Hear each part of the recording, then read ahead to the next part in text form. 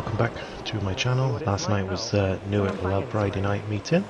Not so many racing last night as there was the previous week, so it was a little bit calmer. Got a few more things done to the car. And yeah, so slight recap on what happened last week. The car was absolutely hideous. You can see the video, I'll link that one if you haven't seen it already. But it was horrible to drive. Took the car apart on the day, I think it was Sunday, took the car apart and found that my ARS ball stud that goes into the bulkhead on the rear was actually working its way loose. So I had a varying toe on the one side of the rear, which quite possibly could be the cause of why it was doing random spin outs while loading up. Front toe, we had -4 degrees on the right and -2 degrees on the left. Yeah, so first race, no problems there.